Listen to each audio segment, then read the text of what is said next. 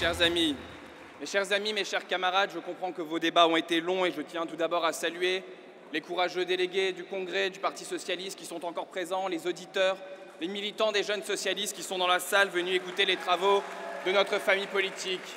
Permettez-moi de remercier et de saluer ceux qui font un travail de l'ombre et indispensable, les permanents du Parti socialiste, les militants du service d'ordre du Parti socialiste qui assurent la bonne tenue de nos travaux.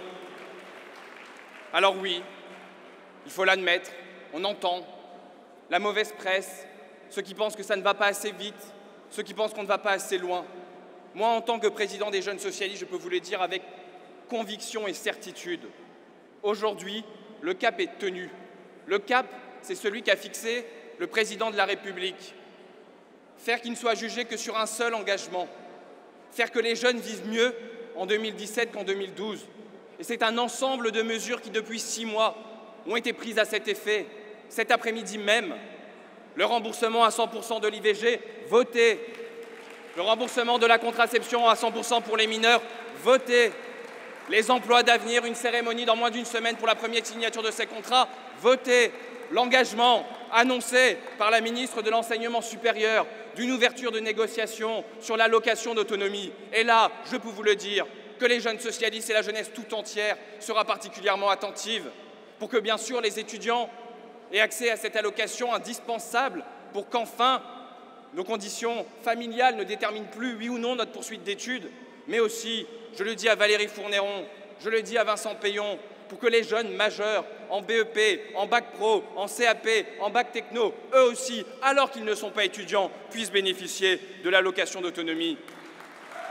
Mais la force de ce gouvernement, c'est d'avoir compris qu'on ne satisfaisait pas la jeunesse avec 2-3 mesures estampillées jeunes, mais que c'est l'ensemble de la politique qui répondait aux aspirations des jeunes.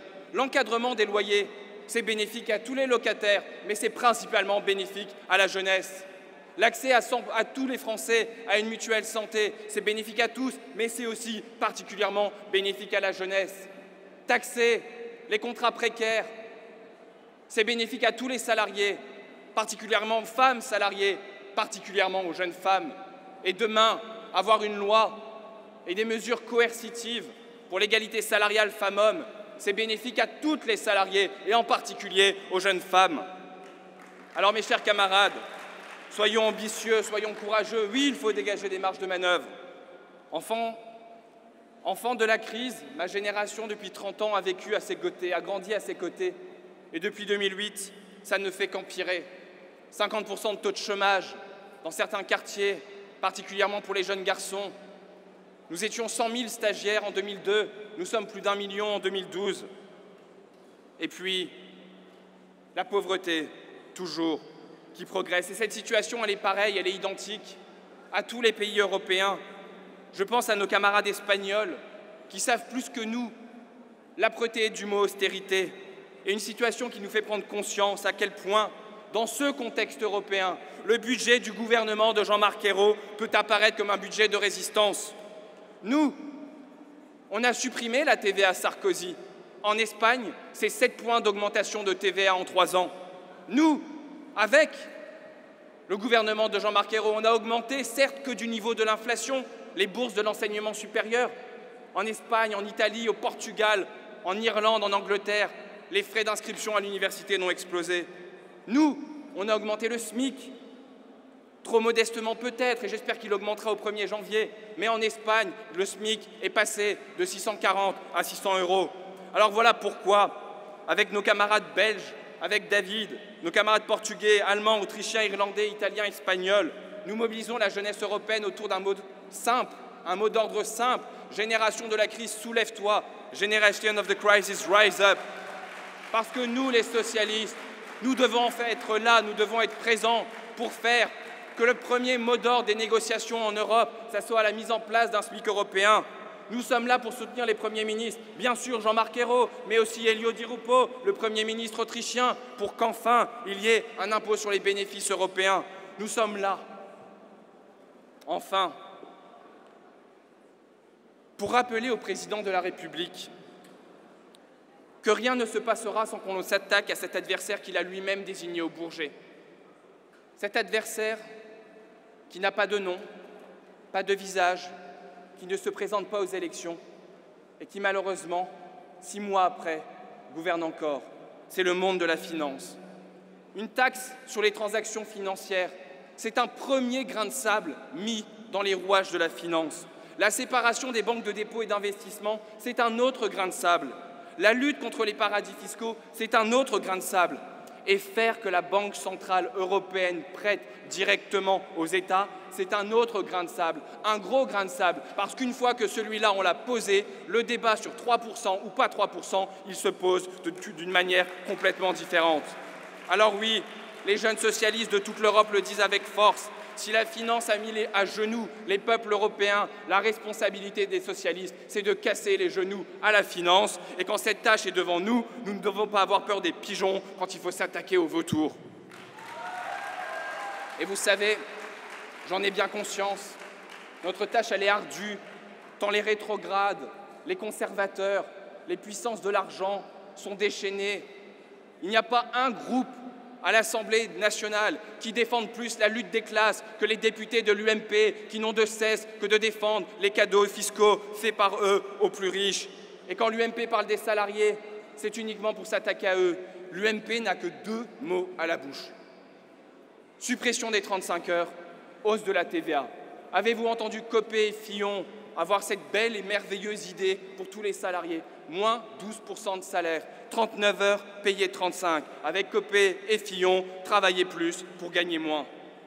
Et vous le savez, les Français, ils ont conscience de tout cela. Et c'est pour ça qu'ils voulaient que ce soit nous qui luttions contre le chômage.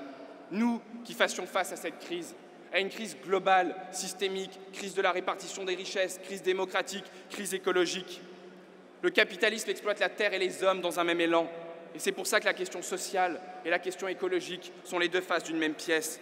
Eh bien moi, je vous le dis, c'est par l'éco-socialisme que nous revenons à l'internationalisme. Voyons les dégâts pour les ouvriers chinois, les dégâts pour les paysans africains, pour les paysans d'Amérique latine, pour les salariés en Europe. Tous, ils constatent que dans le quotidien de leur vie, le libre-échange est une impasse qui pousse à la compétition de tous contre tous et au détriment de l'ensemble des salariés à travers le monde. Alors, un congrès, parce que c'est l'occasion pour laquelle nous sommes réunis, ça doit être aussi un moment où nous s'interroge sur le sens même du socialisme. Peut-on continuer de mettre la croissance au cœur de toute chose quand on connaît les ravages du productivisme?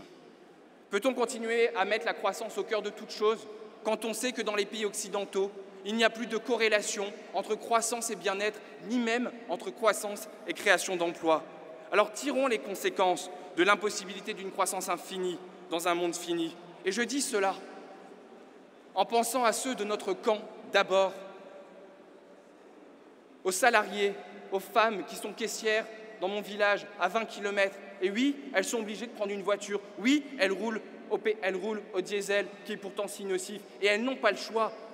Et il n'y a pas d'écologie qui commence en culpabilisant les ouvriers. Et je pense aux décès par monoxyde de carbone dans ma région du Nord-Pas-de-Calais, de ceux qui n'ont pas d'autre choix que de se chauffer au charbon. Je sais que dans ma région, ce que c'est une industrie qui pollue et qui tue, avec la silicose, avec l'amiante, et pourtant cette industrie, quand elle crée de l'emploi, on y est quand même attaché. Eh bien c'est pour eux qu'il faut agir, pour eux, ceux de notre camp. Et quand aujourd'hui 88% du déficit commercial de la France, il est dû à notre facture énergétique, eh bien c'est cela, plus n'importe quel autre élément qui mine notre compétitivité. Alors pensons la France de l'après-pétrole, avec une économie à forte teneur en emploi, à faible teneur en carbone. Créons des centaines de milliers d'emplois dans les énergies renouvelables, dans les économies d'énergie, dans l'assainissement du bâti. Enfin, et je le dis ici en comprenant que ça va un peu à l'encontre de la pensée dominante et des desiderata de M. Attali et de M. Gallois, depuis 30 ans, nous n'avons jamais eu autant de gains de productivité dans notre pays. Et aujourd'hui, ces gains de productivité, ils ont une conséquence. La réduction du temps de travail subi, qui s'appelle temps partiel, qui s'appelle chômage, qui s'appelle contrat précaire. Eh bien nous devons dire qu'il faut travailler moins pour travailler tous et mieux, car aucune réforme n'a créé plus d'emplois que les 35 heures. Et on va me dire que la situation économique, elle ne s'y prête pas. Mais s'y prêtait-elle en 1936, quand on a fait les congés payés et la semaine de 40 heures? En 1981, s'y prêtait-elle quand on a fait la retraite à 60 ans, la 5e semaine de congés payés et la semaine de 39 heures? Alors oui, nous devons acter que l'une des meilleures façons, ici et maintenant, de redistribuer les richesses, de lutter contre le chômage, c'est la semaine de 4 jours et le droit à la retraite pour tous à 60 ans.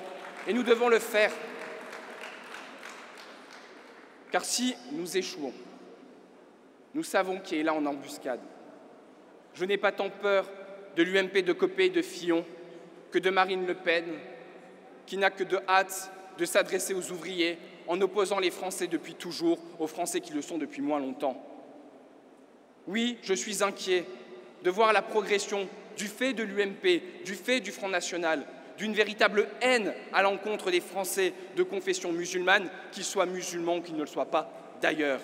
Et cela est particulièrement inquiétant. Et donc aujourd'hui, la responsabilité des socialistes, la responsabilité de notre premier secrétaire, la responsabilité de nos députés, la responsabilité de nos ministres, comme du président de la République, c'est de retisser le tissu républicain. Socialisme ou barbarie, disait Rosa Luxembourg, avec la difficulté que la barbarie est déjà là, alors que le socialisme reste à faire. Et pour y aller, je vous le dis, les questions sociales et les questions sociétales, elles ne s'opposent pas, elles sont complémentaires, parce qu'à chaque fois que le camp progressiste engrange une victoire, c'est un point de départ pour d'autres victoires des progressistes. Quand aujourd'hui on vote le remboursement à 100% du droit à l'IVG, c'est un premier point qu'on met pour que demain on puisse voter le mariage, l'adoption et la PMA. Et c'est ces mêmes combats qu'il nous faudra mener pour l'égalité des services publics entre l'outre-mer et la métropole, pour l'égalité avec la lutte contre les discriminations. Et oui, je le dis ici, devant un congrès du Parti socialiste, cela ne vous choquera pas, c'était dans le projet du Parti socialiste. La meilleure façon de lutter contre le contrôle au faciès, c'est l'attestation de contrôle d'identité, unanimité lors du vote du projet pour une expérimentation. Le maire de Paris est candidat, la maire de Lille est candidat, le maire de Dijon est candidat. Il s'agit de respecter le vote des militants. Et quand on veut lutter contre l'extrême droite, il faut s'assurer d'une démocratie exemplaire qui mette fin aux micro-partis, une démocratie exemplaire qui encadre le financement des partis politiques. Et une démocratie exemplaire, c'est avant tout celle qui respecte la parole donnée de ses élus, la parole donnée à son parti, la parole donnée aux militants. Alors oui, je le dis ici, ne pas respecter les engagements sur le non-cumul des mandats, c'est non seulement honteux, mais c'est déflagrateur, parce que c'est ça aussi qui sape la démocratie et la croyance dans la parole donnée des politiques. Alors, rassemblez autour du gouvernement, rassemblez, parce que oui, nous avons besoin d'une gauche offensive, la gauche qui rassemble tous les combats, le combat écologiste, le combat féministe, le combat geek, la gauche du mouvement syndical, la gauche qui permet la régularisation des travailleurs sans papier, comme des parents d'enfants scolarisés, tout simplement parce que c'est ce qu'ont voté les militants lors de notre projet. Rien ne nous arrêtera si nous le voulons. Rien ne nous arrêtera si nous nous engageons et si nous acceptons de gravir les difficultés qui s'annoncent devant nous. Si nous refusons de nous soumettre et que nous faisons front, alors nous pourrons dire non pas simplement le changement, c'est maintenant, mais le socialisme, c'est maintenant.